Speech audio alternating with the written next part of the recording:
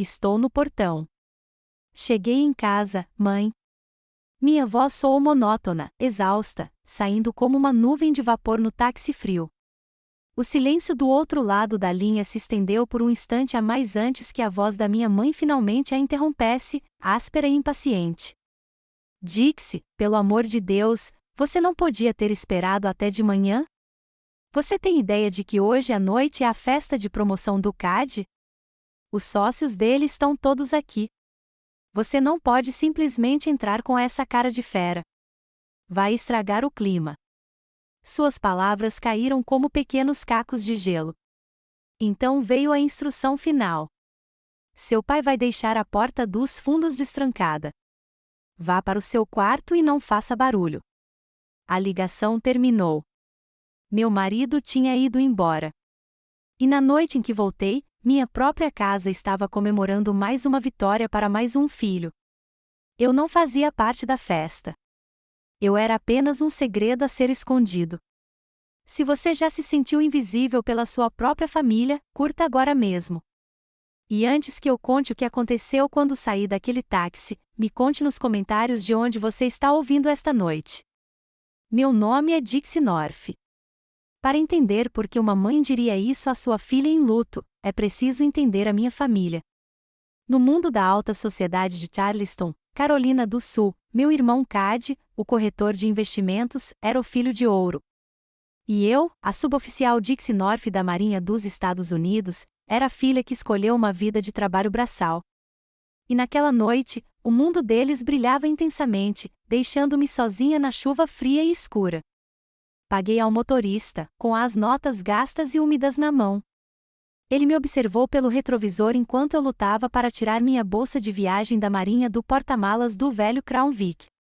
Era pesada, carregada com 20 anos de serviço e os últimos resquícios tangíveis do meu marido, Maverick. A chuva grudava meu uniforme azul escuro na pele. Os vincos acentuados que eu havia mantido tão meticulosamente agora se agarravam a mim como uma segunda pele, mais fria. Não fui até a porta da frente. A porta da frente, com sua aldrava de latão reluzente e lampiões a gás acolhedores, era para convidados, para a família. Naquela noite, eu não era nenhum dos dois. Minhas botas de segurança rangiam no cascalho da trilha lateral, a mesma usada pelos paisagistas e fornecedores de alimentos. Ela levava aos fundos da casa, a uma pesada porta de carvalho escondida nas sombras. Como minha mãe prometera, a porta estava destrancada.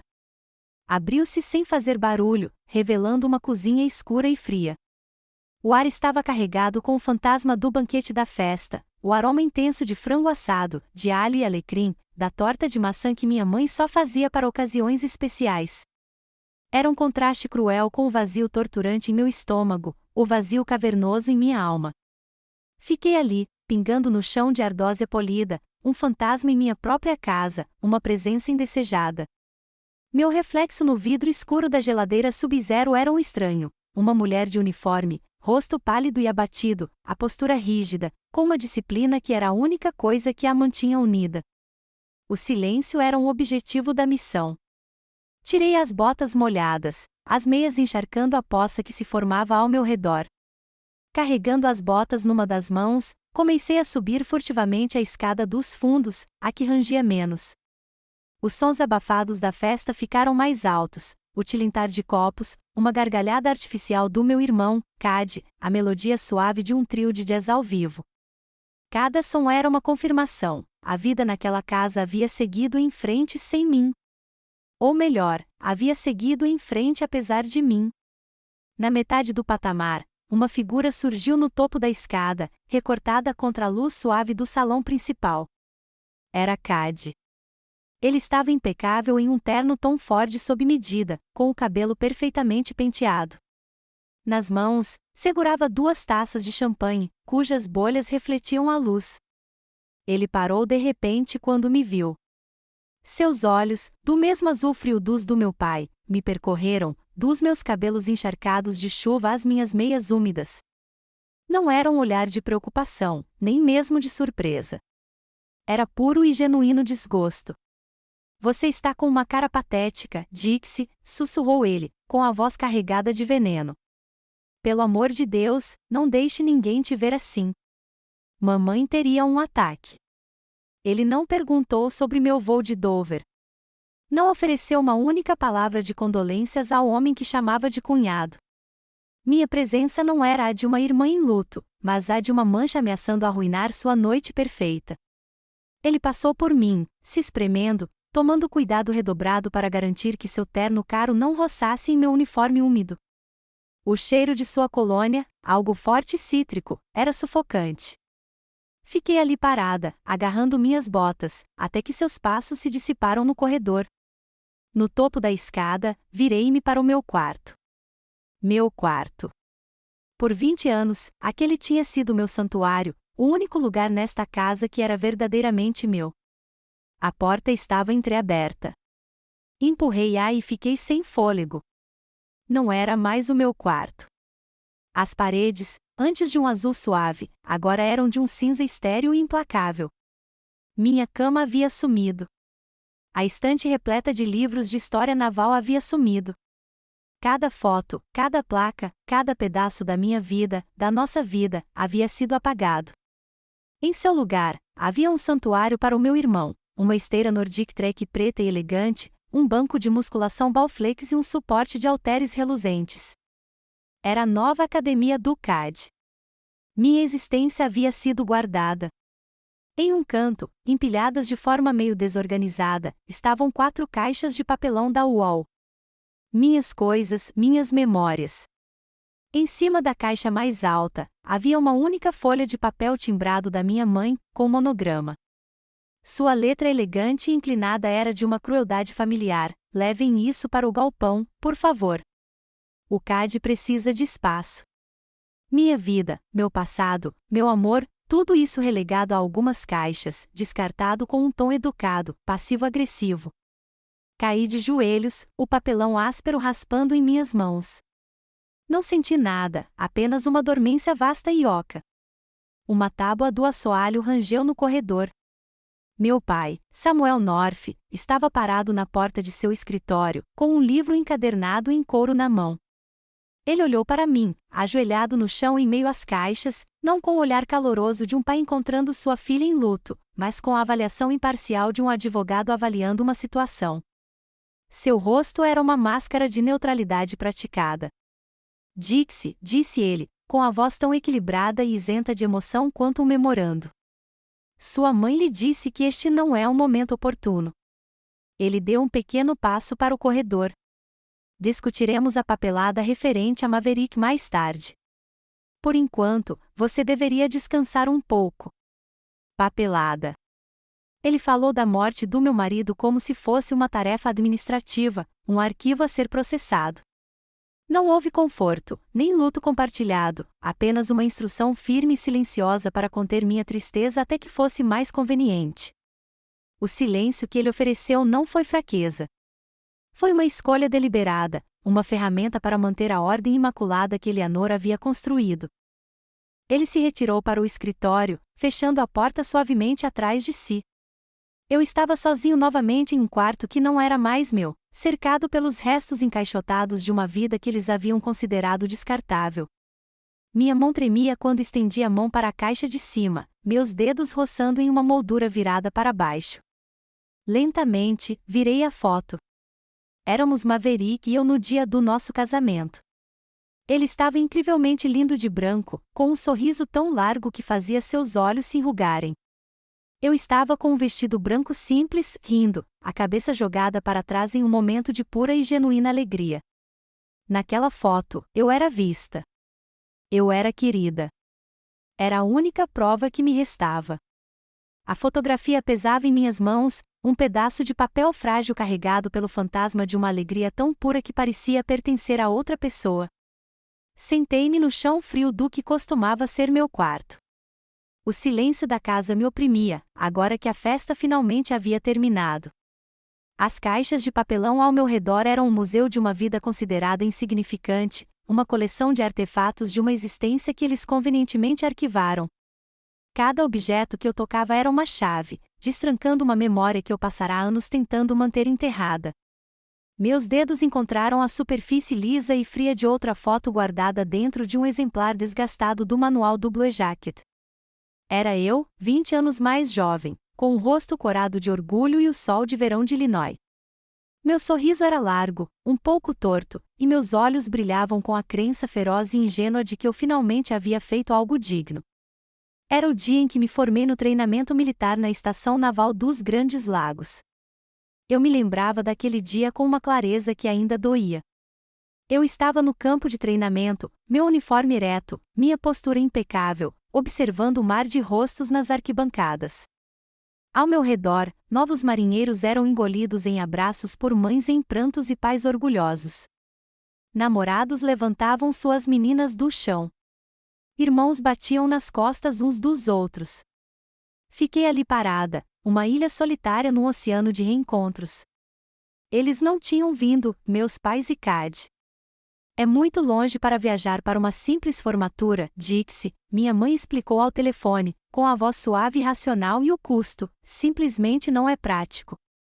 Uma semana depois, vi as fotos na página da minha mãe no Facebook, os três sorrindo sob o sol brilhante da Carolina do Sul no Ocean Course, na ilha Kiava. Cad queria jogar uma partida de golfe com um cliente em potencial. Aquela viagem, aparentemente, tinha sido prática. Lembro-me de engolir o nó na garganta, uma pílula dura e amarga de compreensão. Foi a primeira vez que percebi que, no livro de prioridades da minha família, minhas conquistas estariam sempre escritas em tinta invisível. A dor dessa constatação, 2 décadas depois, ainda era tão pungente, uma cicatriz que nunca havia desaparecido completamente. Minha mão mergulhou de volta na caixa, passando por livros didáticos antigos e lembranças esquecidas, até que ela se fechou em torno de uma pequena caixa forrada de veludo. Não precisei abri-la. Eu sabia o que havia dentro, as 2 âncoras douradas de um suboficial. A lembrança que a acompanhava era mais brilhante, mais nítida, tendo como pano de fundo o sol de San Diego. Tornar-se chefe é o maior marco na carreira de um marinheiro alistado. É uma transformação, e a cerimônia, a colocação do alfinete, é um momento sagrado. A tradição determina que a família, o cônjuge, um dos pais, um filho, seja convidada ao palco para prender as âncoras na sua gola. É um símbolo de que eles são a base do seu sucesso. Liguei para casa, com a voz cheia de uma esperança que eu deveria ter sabido que não deveria sentir. Mãe, eu me tornei chefe. A cerimônia é mês que vem. Eu adoraria que todos vocês estivessem lá. Houve uma pausa. Ouvi o leve tilintar de uma colher de chá contra a porcelana. Ah, Dixie, que legal, ela disse. Mas eu não posso ir embora. É a semana da arrecadação de fundos do Jardim Botânico de Charleston. Eu presido o comitê. Entendeu? É só pedir para uma amiga fazer isso. Eu entendi perfeitamente. Naquele dia, subi num palco diante de todo o meu comando, com meus colegas chefes formando um orgulhoso cordão ao meu redor. Observei maridos pregando âncoras em suas esposas, pais, com lágrimas nos olhos, pregando-as em seus filhos. Quando meu nome foi chamado, caminhei sozinho até o centro do palco. Meu capitão, um bom homem de olhos gentis, deu um passo à frente para fazer as honras. Todo o auditório irrompeu em aplausos, uma ovação de pé da minha família da Marinha. Mas dentro de mim, havia apenas um silêncio cavernoso e ecoante. O reconhecimento de estranhos, por mais sincero que fosse, jamais preencheria o vazio deixado pela ausência da própria família.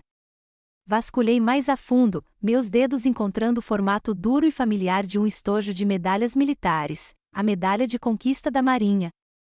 Eu a havia conquistado durante uma missão extenuante no Golfo Pérsico, por religar um sistema de navegação crítico durante uma tempestade de areia que ameaçara cegar todo o nosso grupo de ataque.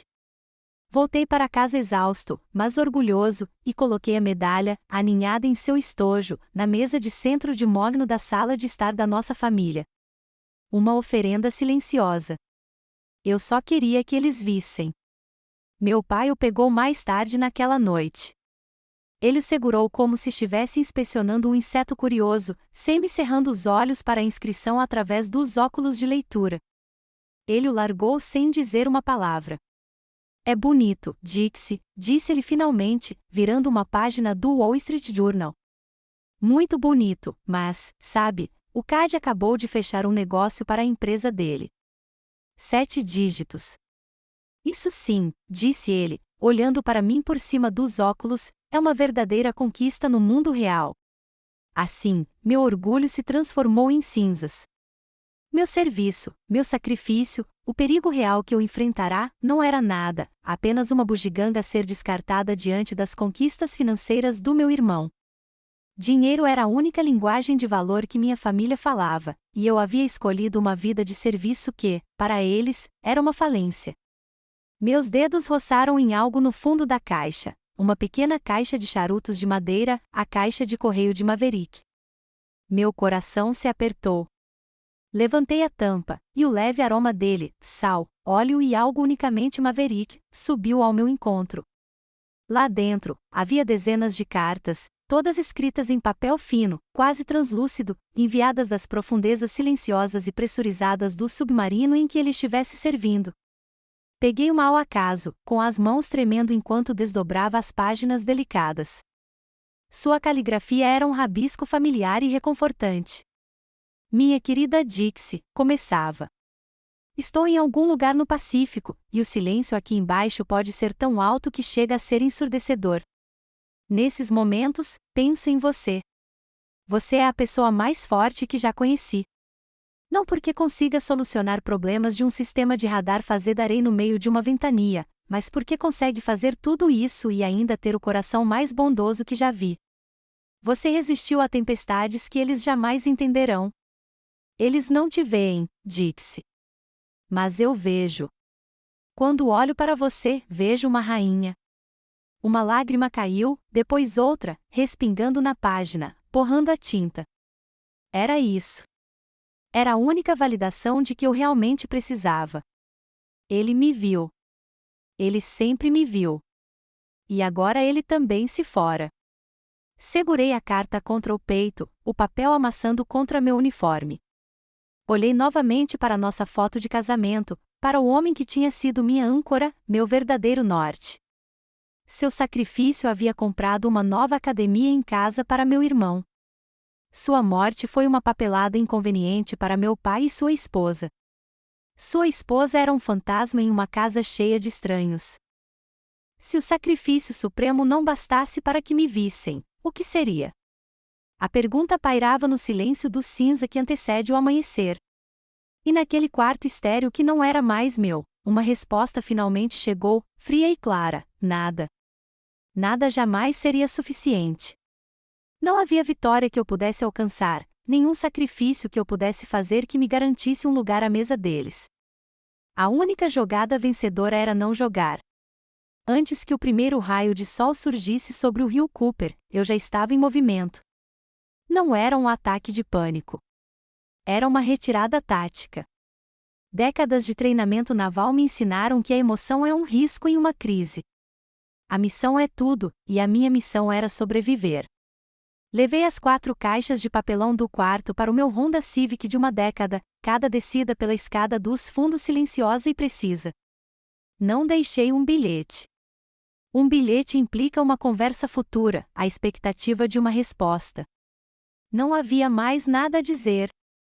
Ao sair da longa e bem cuidada entrada da garagem, não olhei para trás. Olhar para trás é como você se perde. Minha primeira base operacional avançada foi um quarto de um motel 6 na I-26, o tipo de lugar que cheira levemente a água sanitária e arrependimento.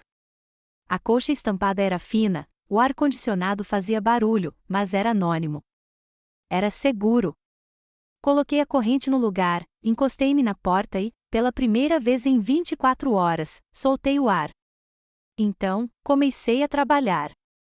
Limpei a pequena mesa redonda, espalhei um mapa de Charleston sobre a superfície e comecei a formular um plano, Operação Resgate. Objetivo 1, garantir abrigo de longo prazo.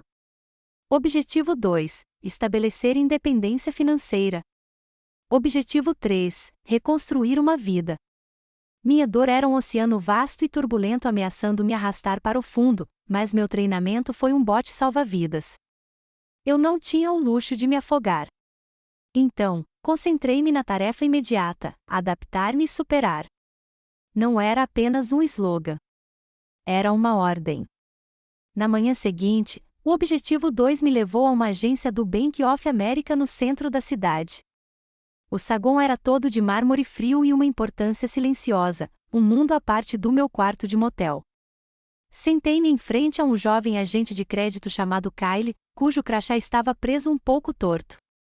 Ele tinha o ar impaciente de alguém que vê as pessoas não como indivíduos, mas como uma série de caixas de seleção em um formulário. Expliquei minha situação com calma, solicitando o saque das minhas economias e perguntando sobre os benefícios de sobrevivência aos quais eu tinha direito como viúva de militar. Mantive a voz firme e profissional. Mas quando precisei dizer meu marido foi morto em combate, minha voz falhou, por apenas um segundo. Kyle não se mexeu.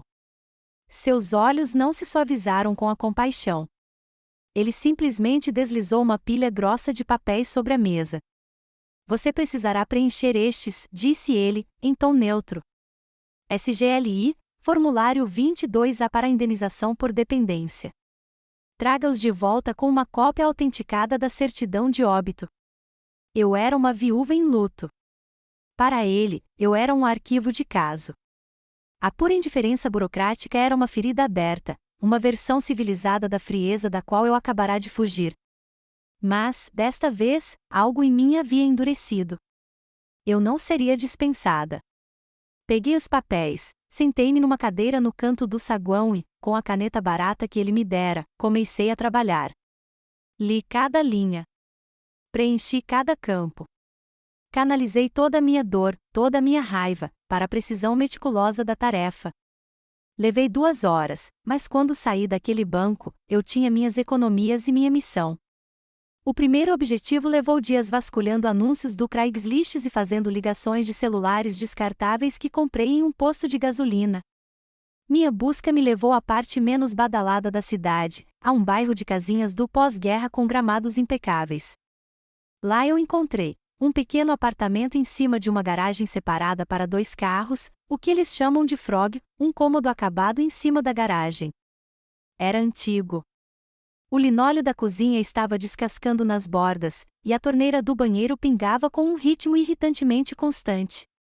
Mas o sol da tarde entrava pela grande janela com vista para um quintal com um enorme carvalho. E o proprietário, um bombeiro aposentado que só queria alguém tranquilo, me ofereceu por um preço que eu pudesse pagar. Era perfeito. Era meu. Durante a semana seguinte, aquele pequeno apartamento se tornou meu centro de comando, meu projeto, minha terapia. Fui à Home Depot e comprei 20 litros de tinta, um branco cremoso e quente chamado Navajo White. Passei 2 dias remendando buracos e lixando as paredes amareladas e sujas. Aprendi a trocar a arruela de uma torneira que vazava assistindo a um tutorial no YouTube. Esfreguei o chão de 4 até brilhar. A cada demão de tinta, eu me sentia como se estivesse cobrindo o vazio cinzento daquele cômodo na casa dos meus pais. A cada vazamento consertado, eu consertava algo quebrado dentro de mim. Desempacotei as poucas caixas que tinha, arrumando as medalhas de Maverick e sua bandeira dobrada em uma pequena prateleira que eu havia construído. Não era apenas um apartamento. Era uma fortaleza. Eu estava construindo minha própria base, um lugar seguro que ninguém poderia invadir, ninguém poderia apagar. Certa noite, depois que a tinta secou e a última caixa foi desempacotada, subi em uma cadeira, com um martelo na mão, pronto para realizar o ritual final, pendurar a foto do nosso casamento. Era a única foto que eu havia exposto. Enquanto segurava o prego contra a parede limpa e fresca, o peso do martelo na minha mão de repente pareceu imenso, impossivelmente pesado. Meu braço caiu ao lado do corpo. Desci da cadeira e deslizei para o chão, com as costas contra a parede. E pela primeira vez desde que recebera a notícia, me deixei abater. Os soluços vinham de um lugar tão profundo dentro de mim que eu não os reconhecia. Eram sons ásperos e feios, arrancados da minha garganta. Chorei por Maverick, pelo futuro que havíamos perdido. Chorei pela crueldade da minha família, pelos anos em que me senti invisível. Chorei pela solidão profunda e esmagadora daquele quarto minúsculo e vazio. Deixei tudo sair, uma tempestade de tristeza que eu havia reprimido por muito tempo. Quando as lágrimas finalmente cessaram, deixando-me vazio e exausto, fiquei no chão por um longo tempo, apenas respirando. A dor ainda estava lá, uma dor física no meu peito. Mas algo havia mudado. Lentamente, levantei-me. Limpei o rosto com as costas da mão, peguei o martelo e voltei para a cadeira. Coloquei o prego na parede com 1, 2, 3 golpes firmes e deliberados. Cravei-o no lugar. O som era limpo, final e alto no quarto silencioso. A dor era real, mas minha vontade de sobreviver era mais forte. Agora eu tinha uma parede e um prego. Era um começo. Depois de uma semana de trabalho incansável, alimentado por café barato de motel, finalmente me mudei para o meu apartamento na garagem. Na primeira noite, o sono não veio. Fiquei acordado, ouvindo o pingar da torneira que eu não tinha consertado direito, o vazio do quarto me pressionando. Eu precisava sair. Precisava de um café que não tivesse gosto de plástico queimado. Lembrei-me da lojinha que vira em uma das minhas caminhadas, aquela com a bandeira na vitrine. Na manhã seguinte, encontrei o caminho de volta. O lugar se chamava Deli Grind, de acordo com a simples placa de madeira pendurada acima da porta. Um pequeno sino tocou quando entrei, e fui imediatamente envolvido pelo aroma rico e acolhedor de grãos de café torrados e madeira velha. Cheirava a segurança.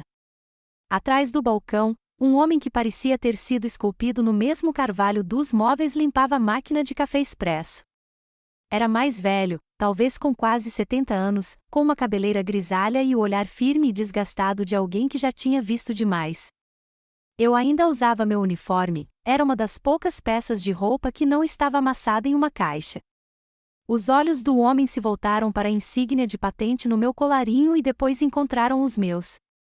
Seu olhar era direto, avaliador, mas sem piedade. Era um olhar de simples reconhecimento. Bem-vindo de volta, chefe, disse ele. Sua voz era grave e rouca, como pedras rolando em um rio lento. 3 palavras. Foi o suficiente. Não, sinto muito pela sua perda. Não, posso ajudar? Apenas, bem-vindo de volta, chefe.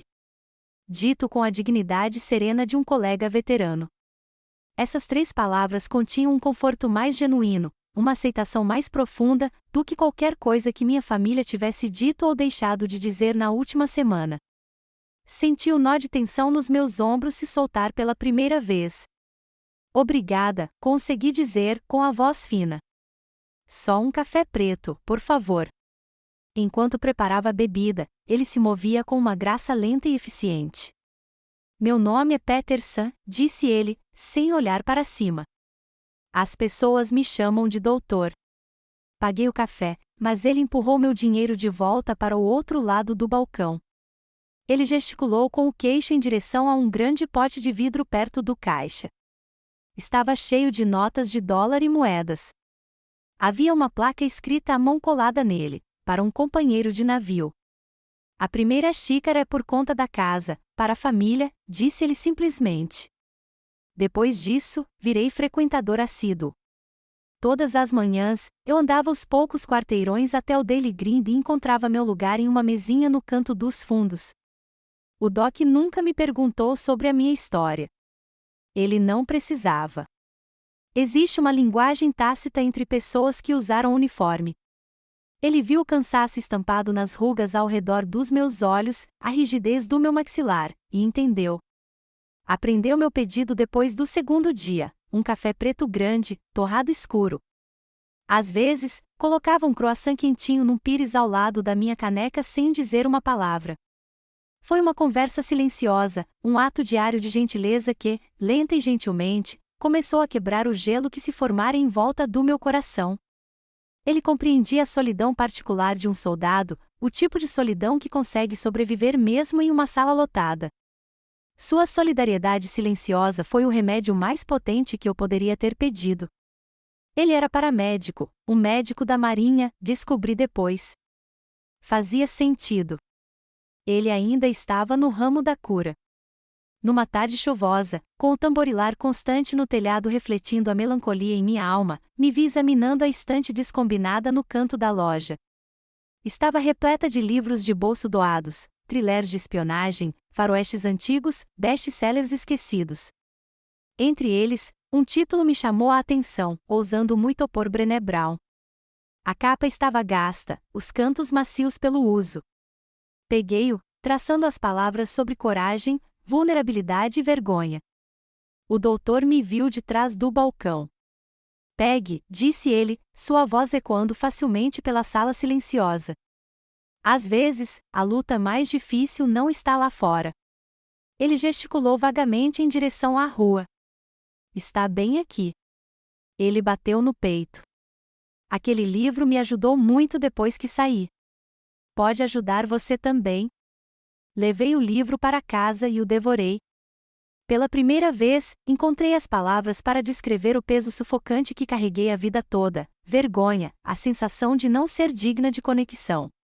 O livro me deu uma linguagem, uma estrutura para entender as feridas invisíveis que minha família havia infligido, aquelas que haviam apodrecido por anos no escuro. Era como um navegador finalmente recebendo um mapa depois de se perder no mar. Munido dessa nova compreensão, voltei ao Daily Grind alguns dias depois. O doutor estava lá, como sempre. Sentei-me à minha mesa de sempre e, quando ele trouxe meu café, não me limitei a agradecer. Doutor, comecei, com a voz baixa, mas firme, posso te contar uma coisa? Ele puxou uma cadeira, virou-a para se sentar, montando nela, com os braços apoiados no encosto. Ele apenas assentiu, o olhar firme. E então eu lhe contei tudo. Contei sobre o telefonema, a porta dos fundos, a sala que havia sido apagada. Contei sobre as formaturas solitárias e as medalhas silenciosas. Expus toda a verdade nua e crua sobre a negligência educada e brutal da minha família. Eu esperava que ele ficasse chocado, irritado, mas ele apenas ouviu, com a expressão imutável, um testemunho silencioso da minha história. Quando terminei, o silêncio no café parecia diferente. Não estava mais vazio. Estava preenchido com a minha verdade. Doc inclinou-se ligeiramente para a frente. Sua família, disse ele, em voz baixa e firme, quebrou a regra mais fundamental que existe. Nunca se deixa um homem para trás. Nunca. Ele me olhou diretamente nos olhos, e senti a força de sua convicção. Você não deve silêncio a eles, chefe. Essa é uma dívida que você já pagou. Você deve a si mesmo a verdade. Ele se levantou e pousou a mão firme no meu ombro por um breve instante. O calor da mão era reconfortante. Você precisa de mais do que café, chefe, disse ele, a voz se transformando em um sussurro estratégico. Você precisa de um plano. As palavras do Doc, você precisa de um plano, ecoaram na minha mente por dias.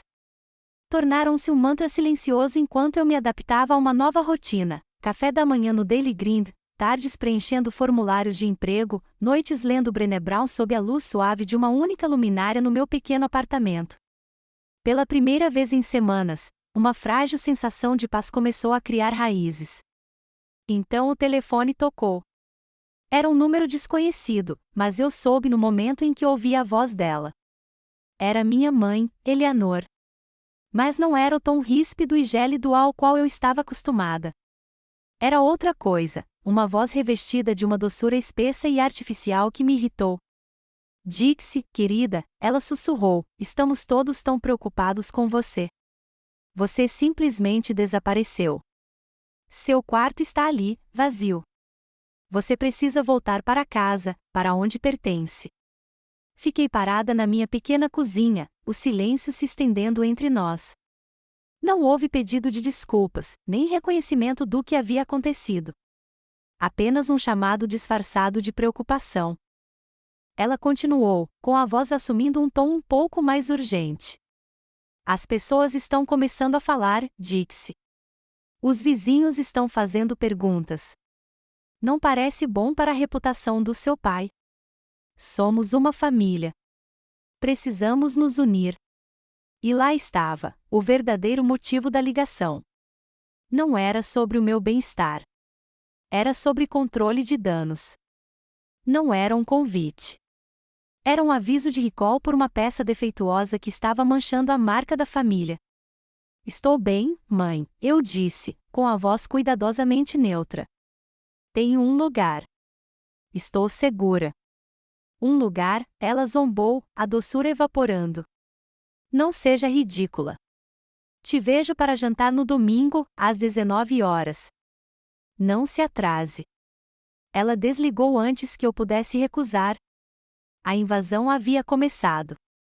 No dia seguinte, o sino do Daily Green tocou e meu irmão, Cad, entrou. Ele carregava uma cesta de vime tão grande que parecia estar entregando provisões para um pequeno exército.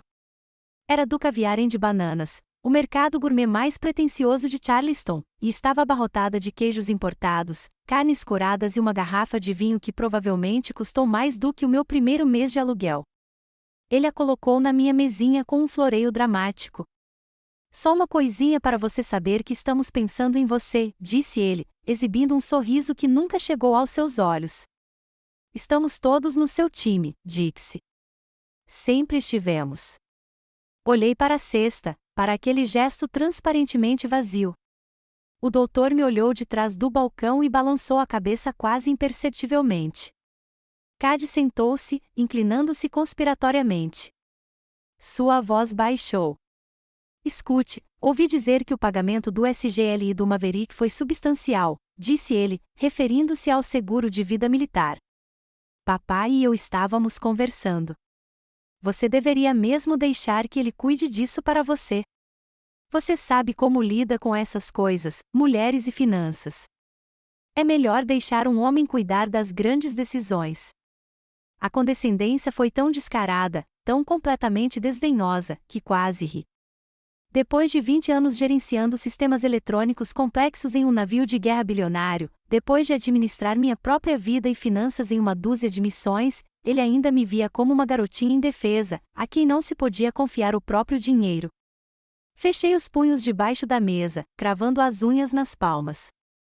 Vou pensar, Cad, eu disse, com um gosto de veneno. Contra a minha vontade, fui jantar no domingo. A casa estava sufocantemente silenciosa. A refeição foi tensa e orquestrada. Minha mãe conduziu a conversa com a habilidade de uma diplomata, sem sequer mencionar o motivo da minha saída. Em vez disso, ela estava obcecada por um novo projeto, o funeral de Maverick. Eu estava pensando em um quarteto de cordas, refletiu ela, girando o vinho. E o juiz Alistair concordou em dizer algumas palavras. Será muito digno, de muito bom gosto. Precisamos garantir que as pessoas certas estejam presentes. É o que Maverick teria desejado. Ela estava transformando a memória do meu marido em um evento social, uma apresentação para a elite de Charleston. A vida dele, o sacrifício dele, tudo não passava de uma encenação para o palco dela. Acho que o Maverick não se importaria com um quarteto de cordas, eu disse, em voz baixa. Ele gostaria que seus companheiros de navio estivessem lá. Ele gostaria que fosse real. Meu pai, que até então estivera em silêncio, pousou o garfo. Sentimentos não resolvem problemas, Dixie, disse ele, com o tom de um juiz se dirigindo a um advogado particularmente emotivo. Precisamos de um plano lógico. A abordagem da sua mãe é sensata. Eles não estavam planejando um memorial. Estavam planejando uma fusão, assumindo a minha dor e rebatizando-a como deles. Quando minha mãe começou a falar sobre o buffet, eu sabia que não poderia participar. Eu mesma planejo a cerimônia, eu disse, as palavras saindo da minha boca antes que eu pudesse impedi-las. Obrigada pela oferta. O silêncio que se seguiu foi pesado, quebrado apenas pelo arrastar da cadeira da minha mãe quando ela a empurrou para longe da mesa. O ataque final veio no dia seguinte, por telefone. Minha recusa em ceder o controle do memorial de Maverick havia abalado a compostura de Eleanor. Como ousa ser tão ingrata, ela gritou, com a voz um chiado venenoso. Depois de tudo que fizemos por você, se envergonhar esta família, se insistir em fazer este pequeno serviço cafona sozinha, não ouse vir chorar para mim quando o legado de Maverick for arrastado pela lama. Afastei o telefone do ouvido, atordoado com a pura malícia em sua voz. E então veio o golpe final e imperdoável. Todo mundo vai saber que a esposa dele era uma mulher egoísta e pouco cooperativa, ela disparou. Vão achar que ele se casou mal. É assim que você quer honrá-lo? Arruinando o bom nome dele? Ela estava usando meu amor por ele como uma arma. Ela estava mantendo a memória dele como refém. Essa era a linha, aquela que eles finalmente haviam cruzado. A batalha dentro de mim, a longa e agonizante guerra entre o desejo pela aprovação deles e a necessidade da minha própria sobrevivência, havia acabado. Uma clareza fria e dura tomou conta de mim. Alguém já tentou usar o seu próprio amor ou a sua própria dor contra você? Se sim, escreva chega nos comentários abaixo.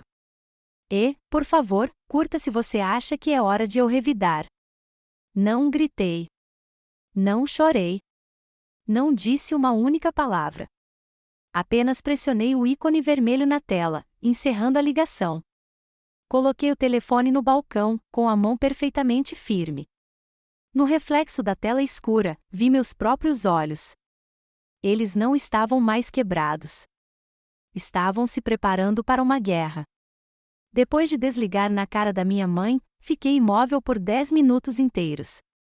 A clareza fria e dura que ela me presenteara estava se instalando, cristalizando-se de um turbilhão caótico de mágoa em um único e nítido ponto de propósito. Eles haviam traçado sua linha na areia.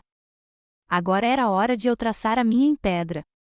2 dias depois, chegaram as evidências do próximo passo. Era um envelope grosso, creme, entregue por correio no meu apartamento. Dentro, havia um convite, gravado com o selo dourado do Conselho de Charleston da Liga da Marinha. Minha família, sem me consultar, sem sequer me informar, havia anunciado oficialmente uma homenagem em memória ao tenente-comandante Maverick North. Meu nome não constava como anfitrião. Eu nem sequer constava como membro da família. Eu era um detalhe. O convite pedia a honra da minha presença na homenagem, como se eu fosse um colega distante ou um dignitário cívico. Mas o verdadeiro insulto estava escondido ali dentro, uma cópia do programa do evento. Sob o título Uma homenagem a um herói, o orador principal era Samuel North, Esquire, meu pai. E bem no final da página, em fonte pequena e itálica, estavam as palavras, com a presença de sua esposa, Senhora Dixie North. Senhora Dixie North. Eles me reduziram a uma nota de rodapé na história da vida e morte do meu próprio marido. Eles não estavam apenas me desrespeitando. Estavam me apagando. Estavam se apoderando da narrativa, se apropriando da minha dor e a transformando em arma para seu próprio ganho social. A raiva que me invadia era fria, silenciosa e absoluta. Era o ponto sem retorno. Naquela noite, não fiquei com raiva. Fiquei ocupado. A raiva é um fogo que se apaga. A fúria concentrada é uma forja. Sentei-me à minha pequena mesa da cozinha, com o laptop aberto, e comecei minha própria operação. Eu não queria vingança. Eu queria a verdade. Meu primeiro telefonema foi para o último comandante de Maverick no USS John C. Stennis. Depois, liguei para o seu capitão-mestre, o homem que fora seu braço direito na sala de máquinas. Passei horas ao telefone, não apenas com sua liderança, mas também com os jovens marinheiros que ele havia orientado, os homens e mulheres que serviram ao seu lado na guarita, compartilhando café velho e histórias de casa no meio do mar Arábico. Eles me enviaram fotos que eu nunca tinha visto, Maverick sorrindo, coberto de graxa após um reparo de 14 horas, ele compartilhando uma refeição de ação de graças em um convés de refeitório a milhares de quilômetros de casa, ele ensinando um jovem marinheiro a navegar pelas estrelas. Eles me contaram histórias de sua coragem silenciosa, sua integridade inabalável, sua lealdade feroz ao seu povo. Este era o homem que eles conheciam. Este era o legado no qual minha família não tinha interesse. Eu não estava preparando um discurso. Eu estava montando uma acusação, peça por peça, fato por fato inegável. Cada foto, cada história, era uma prova. Liguei para o Dr. Peterson e contei a ele o que estava acontecendo. Sua única pergunta foi: o que o senhor precisa, chefe? Ele conhecia alguns membros influentes dos postos locais da VFW e da Legião Americana, homens cujo respeito na comunidade militar de Charleston era conquistado, não herdado. Ele fez algumas ligações. O campo de batalha estava sendo preparado. Chegou a noite da reunião da Liga da Marinha. O local era um grande salão de baile na Cidadela, a histórica Faculdade Militar de Charleston. O ar estava carregado com o aroma de dinheiro, perfume e autocongratulação. Vi minha família perto da frente, presidindo a cerimônia, minha mãe, elegante em um vestido azul marinho, sorrindo graciosamente, o meu irmão Cad, enfeitando-se em um terno sob medida, apertando a mão de homens com o dobro de sua idade, e meu pai, com a aparência de um distinto patriarca. Eu não estava usando o vestido preto simples que eles esperavam. Eu estava com meu uniforme azul de serviço.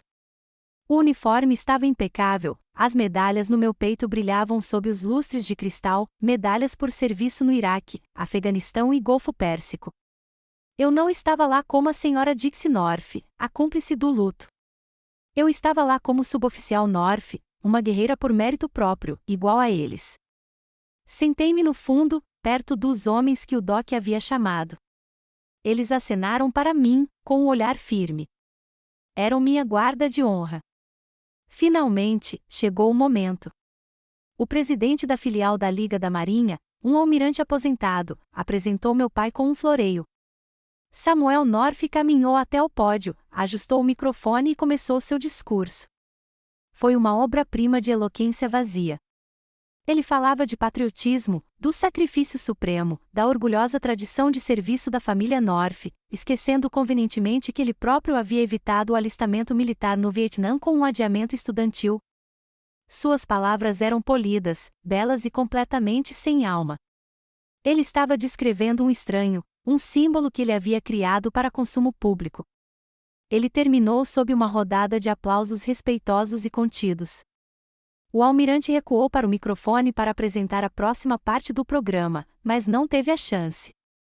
Eu já estava me movendo. Saí do fundo da sala, meus passos silenciosos sobre o carpete grosso. Caminhei pelo corredor lateral, com o olhar fixo no palco. Um murmúrio percorreu a multidão, cabeças se viraram. A sala ficou em silêncio, o único som era o tilintar suave das minhas próprias medalhas.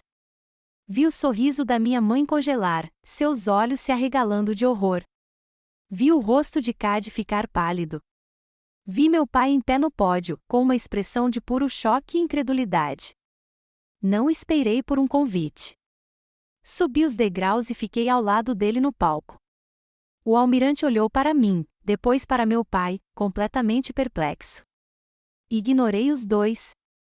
Estendi a mão para o segundo microfone no púlpito, com as mãos firmes. Inclinei-me. Minha voz, quando soou, era baixa, mas ecoava por todos os cantos da sala silenciosa. Havia um tremor nela, nascido não do medo, mas de uma fúria justificada contida por 20 longos anos. Obrigada por essas palavras, pai, eu disse, olhando diretamente para ele. Seu rosto era uma máscara de pedra. Mas sacrifício não é um conceito a ser polido para a reputação de uma família.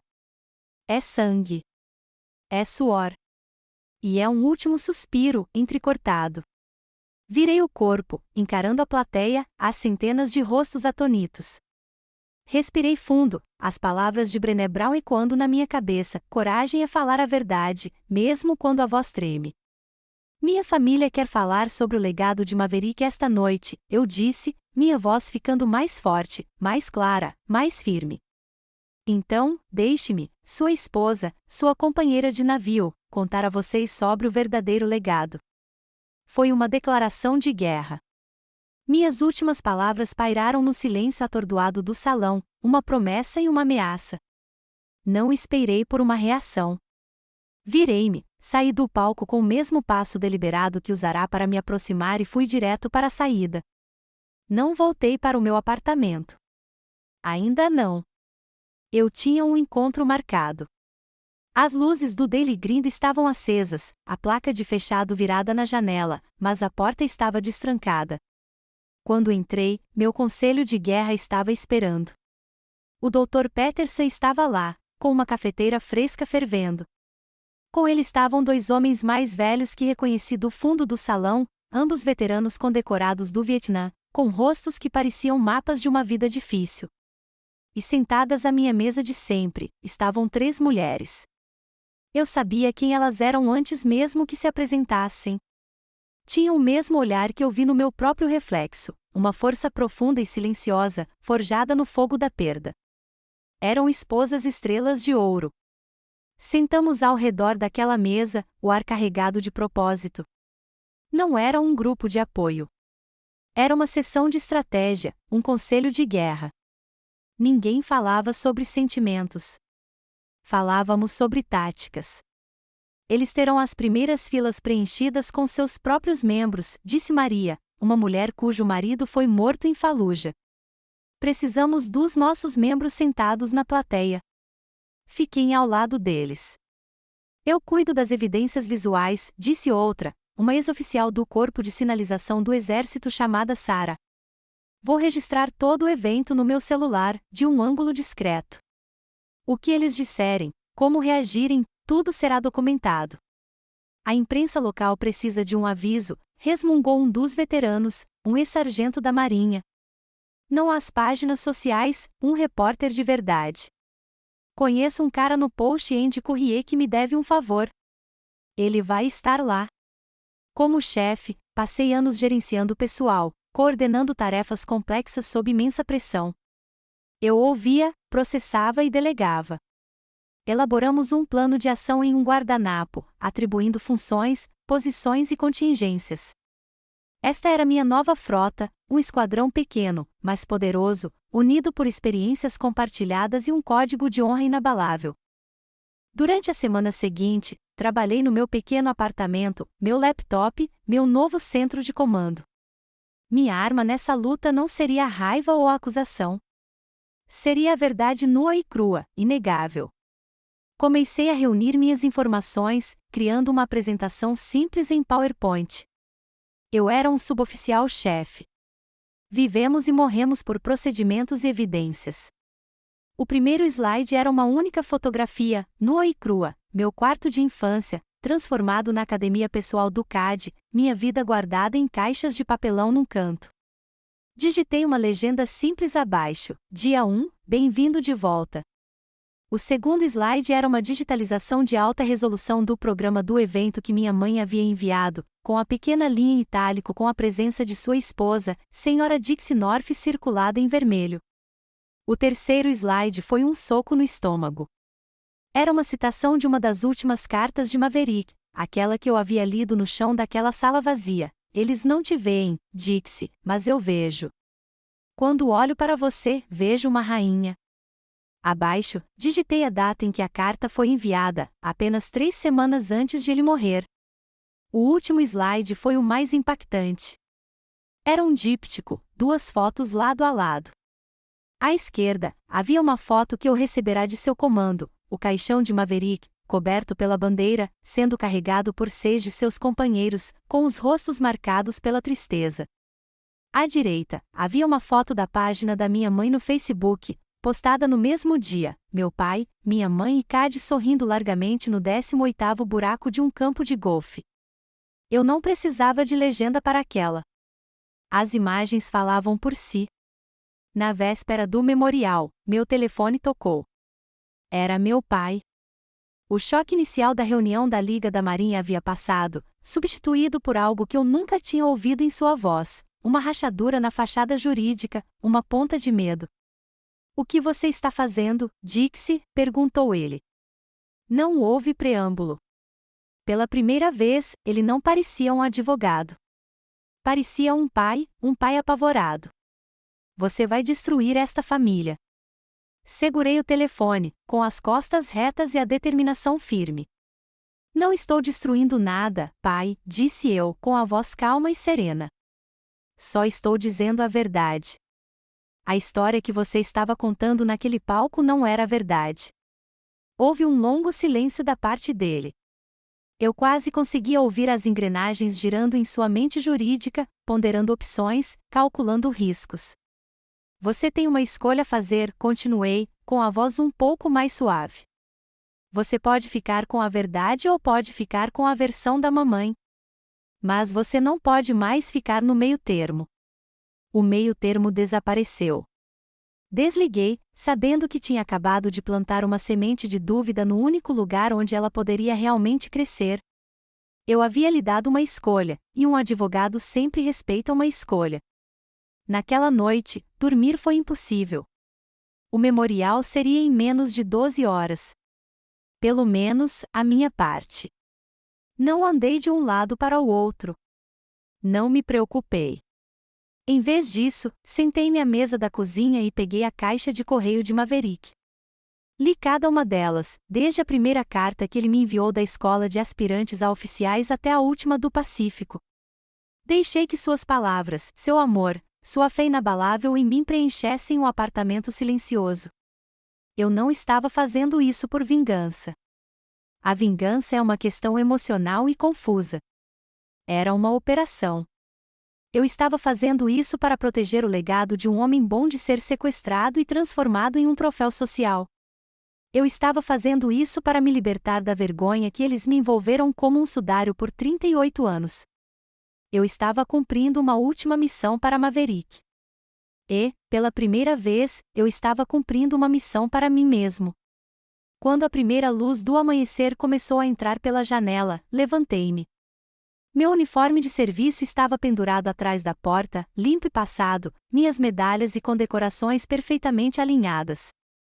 Caminhei até o espelho de corpo inteiro que havia comprado na Target. Não olhei para o meu rosto, para as olheiras. Olhei para o uniforme. Ajustei a gola, alisando uma ruga invisível na lapela. Meus olhos no reflexo estavam aguçados, focados. A tempestade estava chegando e, pela primeira vez na vida, eu estava pronto para navegar direto para o coração dela. O serviço memorial foi realizado na Catedral da Igreja da Graça, um local de reverência silenciosa e imponentes arcos góticos. O ar cheirava a pedra antiga, cera de abelha e ao suave e doce perfume de lírios. Minha família sentou-se no banco da frente, retratos de um luto digno. Minha mãe enxugou um olho perfeitamente seco com um lenço de renda. Meu pai sentou-se estoicamente, o pilar da força. Cade parecia sério e responsável. Foi uma performance magistral. Sentei-me no fundo, ladeada por Doc, os veteranos e minhas companheiras esposas da Estrela de Ouro. Minha frota. Meu coração era um tambor constante e rítmico contra minhas costelas. Eu não estava com medo. Eu estava pronta. Depois de uma série de chavões esquecíveis de um vereador e uma oração dolorosamente genérica do capelão, chegou a minha vez. Meu nome foi chamado, Senhora Dixie North. Uma reflexão tardia, após uma longa apresentação do meu pai. Ele fez seu discurso primeiro e, enquanto eu caminhava em direção ao púlpito, ele passou por mim na escada, recusando-se a me olhar nos olhos. Subi ao palco. Atrás de mim, uma grande tela de projeção, encomendada pela minha mãe para uma montagem fotográfica de bom gosto, zumbia silenciosamente. Na minha mão, eu segurava um pequeno controle remoto, o controle remoto da minha apresentação. Olhei para o mar de rostos, os poderosos, os conectados, a elite da sociedade de Charleston, e vi meu povo espalhado entre eles, esperando. Não comecei com lágrimas. Não comecei com agradecimentos. Comecei com uma pergunta. Minha voz, calma e clara, amplificada pelo microfone para preencher cada canto do espaço sagrado, o que faz um herói? Fiz uma pausa, deixando a pergunta pairar no ar. É um único ato de bravura ou uma vida inteira de caráter? Minha família falou sobre o sacrifício heróico do meu marido. Esta noite, gostaria de falar sobre o que significa homenagear esse herói. Apertei o botão. A tela atrás de mim se iluminou, não com uma foto sorridente do Maverick, mas com a imagem acinzentada do meu quarto, transformado em academia. As caixas de papelão estavam claramente visíveis no canto.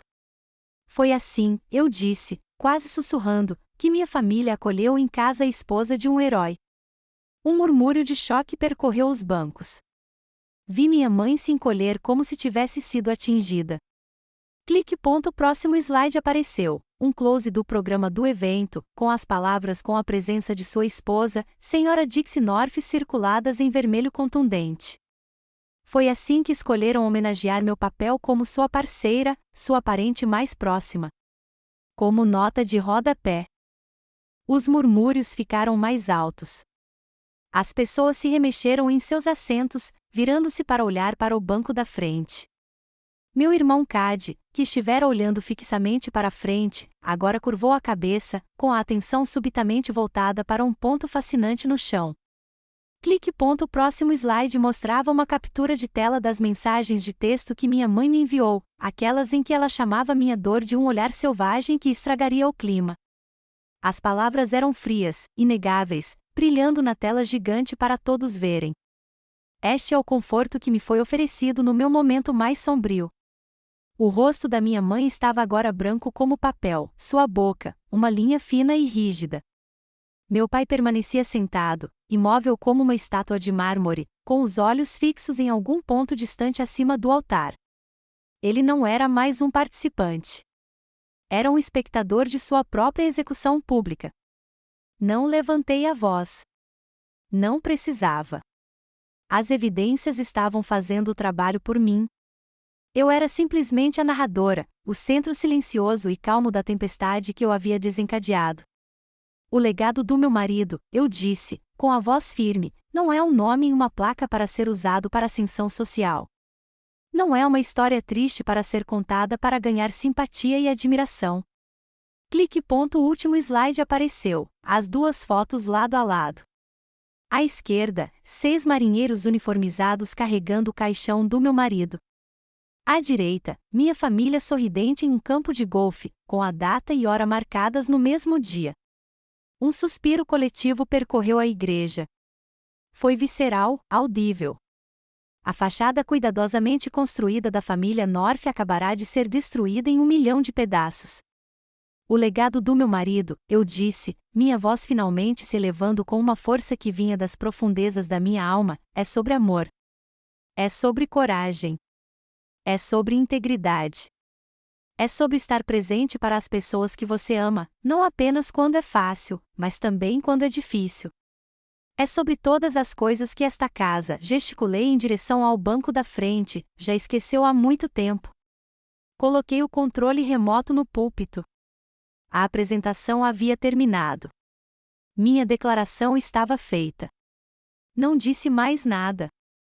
Desci os degraus, com as costas eretas, sem olhar para eles. Caminhei pelo longo corredor central e, ao me aproximar dos fundos da igreja, minha frota se ergueu ao meu encontro. As esposas da Estrela Dourada se levantaram primeiro. Elas não falaram nada. Simplesmente formaram um círculo ao meu redor, uma guarda de honra silenciosa e poderosa. Então, Doc e os outros veteranos se levantaram. E então algo incrível aconteceu. Um homem idoso na quinta fileira, usando um cap de veterano da Marinha, levantou-se lentamente. Depois, uma mulher alguns bancos atrás dele. Depois, outro homem, e depois um jovem casal. Uma a uma, depois em pequenos grupos, dezenas de pessoas naquela igreja se levantaram, viraram as costas para o banco da frente e caminharam até o fundo para ficar comigo. Foi um voto dado não com cédulas, mas com os pés. Foi um êxodo silencioso e impressionante de lealdade. Olhei para trás apenas uma vez. Minha família estava sozinha no banco da frente, isolada em um mar de madeira vazia e julgamento. Minha mãe finalmente escondeu o rosto no lenço, mas os soluços que sacudiam seus ombros não eram de tristeza, mas de profunda humilhação pública. Cad se levantou de um salto do assento e praticamente fugiu por uma porta lateral. Só meu pai permaneceu. Sentado sozinho, uma figura solitária, encarando o palco vazio onde a imagem perfeita de sua família acabará de ser sistematicamente desmantelada. Pela primeira vez na vida, seu silêncio calculado não o protegeu. Só o condenou. O rescaldo do funeral não foi barulhento, mas foi decisivo. Não houve confronto público, nem gritos. houve apenas uma mudança silenciosa e sísmica no cenário social de Charleston. A história do que aconteceu na Catedral da Igreja da Graça repercutiu na velha guarda da cidade, não como fofoca obscena, mas como algo mais significativo, um acerto de contas. Minha mãe e Cady se esconderam, cancelando compromissos sociais e evitando a atenção pública. O sobrenome North, antes um símbolo de prestígio incontestável, estava agora manchado pela mancha da desonra. O repórter do Post-Courier, para quem o amigo de Doc havia telefonado, escreveu um artigo que foi publicado no jornal de domingo. Foi uma aula magistral de jornalismo. Ele não se concentrou no escândalo familiar. Em vez disso, ele enquadrou a história na força silenciosa da comunidade militar de Charleston. O artigo, intitulado O Círculo Ininterrupto, elogiava a coragem de uma esposa com estrela de ouro que se recusou a deixar que o legado do marido fosse qualquer coisa além da verdade, e a solidariedade inabalável dos veteranos que a apoiaram. Em um único artigo, ele me transformou de encrenqueiro em um exemplo de honra. Uma semana depois, meu pai ligou. Pediu para me encontrar, não em casa, nem no escritório de advocacia, mas em um lugar neutro, no Daily Green. Parecia mais velho ao entrar, e o passo confiante do advogado foi substituído pelo andar hesitante de um velho. Doc lhe deu um breve aceno de cabeça de trás do balcão e, em seguida, com muito tato, voltou para a sala dos fundos. Meu pai sentou-se à minha frente, na minha mesa de sempre, segurando uma caixa de sapatos de papelão surrada. Ele não se desculpou. A linguagem do pedido de desculpas era uma língua estrangeira para ele. Em vez disso, empurrou a caixa para o outro lado da mesa. Guardei isto, disse ele, com a voz rouca. Abri-a. Lá dentro, aninhada em ordem cronológica, estava uma história secreta da minha vida, recortes de jornais locais anunciando minhas promoções, uma foto granulada minha recebendo minha primeira medalha de serviço, um artigo de uma publicação da Marinha sobre o trabalho da minha unidade no Golfo. Por 20 anos, ele vinha traçando meu curso, silenciosa e secretamente, eliminando essas pequenas menções e guardando-as como tesouros. Ele pigarreou. Sempre tive orgulho de você, Dixie, disse ele, as palavras soando enferrujadas pelo desuso. Eu simplesmente não sabia como dizer. Não era o caminho que entendíamos. Não foi uma absolvição. Não foi um perdão, mas foi uma confissão. Uma admissão dolorosa de uma verdade que ele havia mantido trancada por 2 décadas. Senti uma pontada da velha e familiar dor, o anseio de uma filha pela aprovação do pai. Mas também senti a força fria e límpida da mulher que eu havia me tornado. Puxei a caixa para mais perto de mim. Obrigada, pai, disse eu, com a voz gentil, porém firme. Mas orgulho silencioso não cura feridas públicas. Quero que saiba que te amo. Mas não posso voltar para aquela casa. Não é mais o meu lar. Ele olhou para as próprias mãos, uma vida inteira de palavras não ditas entre nós. Se você quiser fazer parte da minha vida, continuei, estabelecendo as novas regras de compromisso, a porta do meu apartamento está sempre aberta, mas só para você. Era um limite, claro e absoluto. Eu estava oferecendo a ele um relacionamento comigo, com Dixie, com sua filha, não com a construção da família North. Ele apenas assentiu, o gesto uma concessão e aceitação dos termos. Levantou-se, demorou-se um pouco e então saiu da loja, deixando a caixa e o passado aos meus cuidados. Naquela noite, sentei-me no meu apartamento silencioso e fiz algo que não me permitia fazer antes.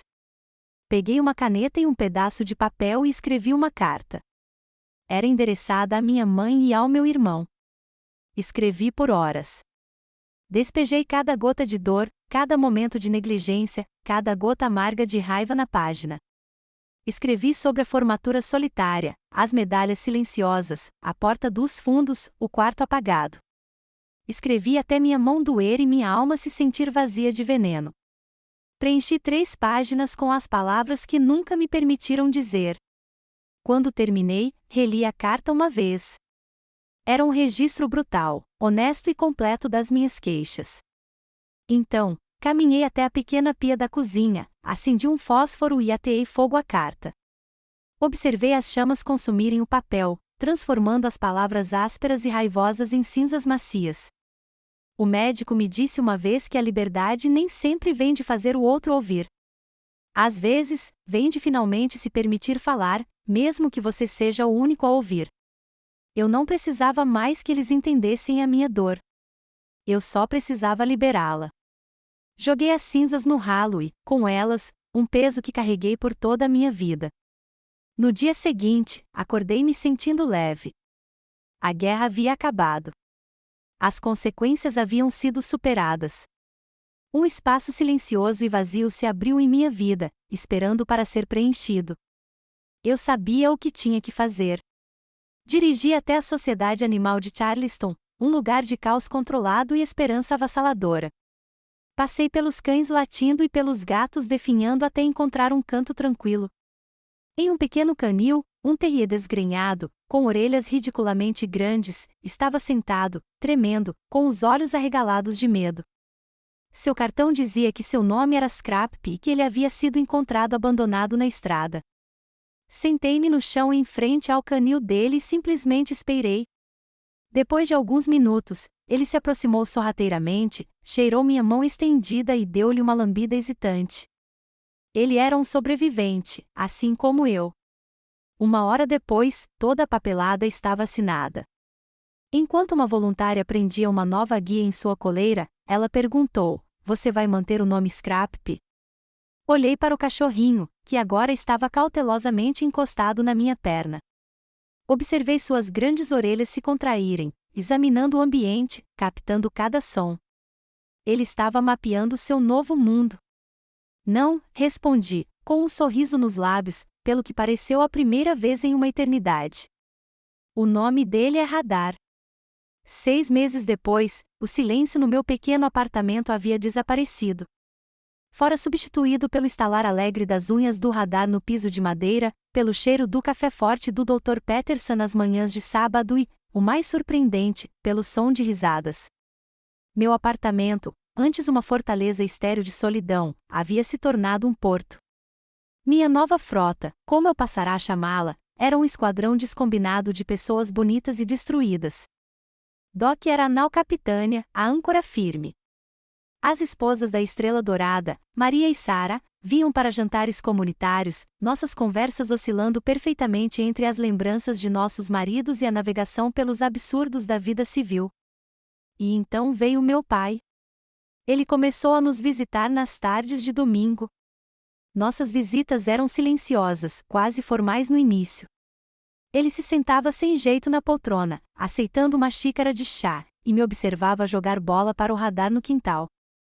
Ele nunca falava da minha mãe ou do CAD, e eu nunca perguntava. Em vez disso, ele apontava para um pássaro raro no carvalho vivo ou comentava sobre o tempo. Não era perfeito, mas era real. Éramos uma família improvisada, um grupo de sobreviventes remendando juntos os buracos em nossas vidas. O vazio nos meus dias também encontrou seu propósito.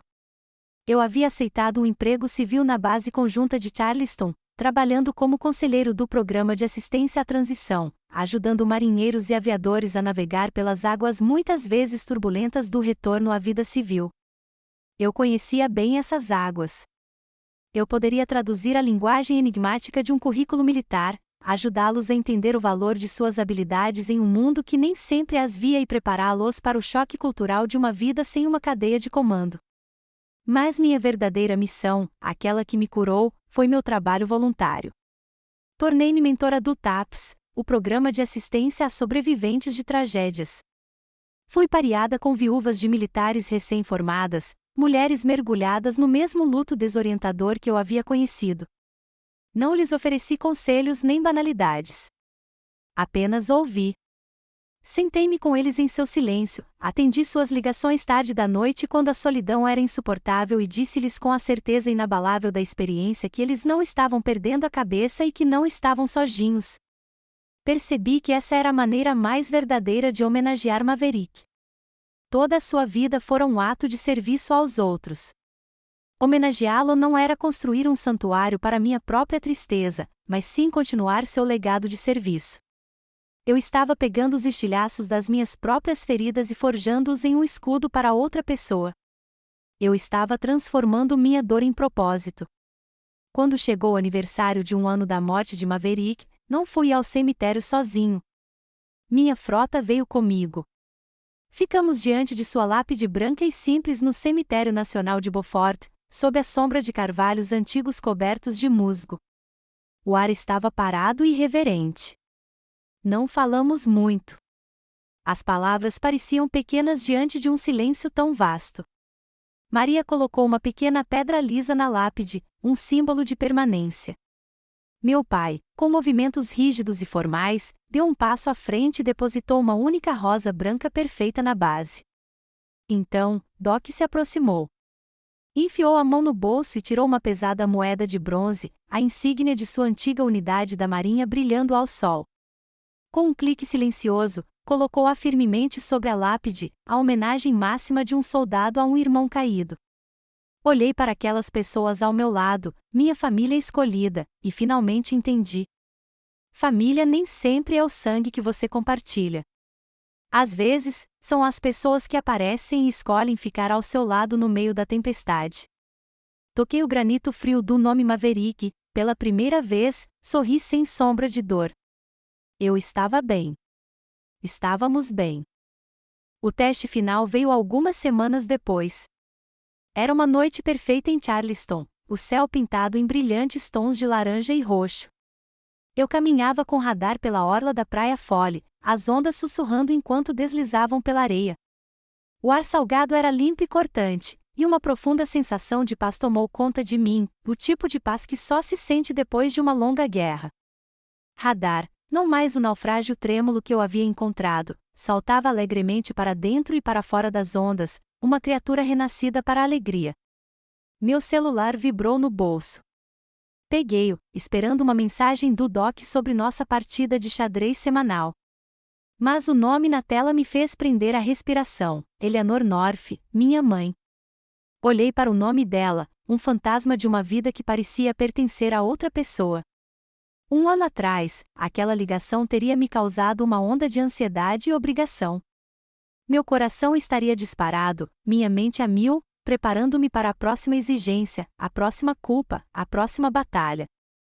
Mas agora só havia silêncio. Observei a tela por um instante, um observador observando um sinal distante. Pensei na porta dos fundos, no quarto apagado, nas ameaças, nas mentiras.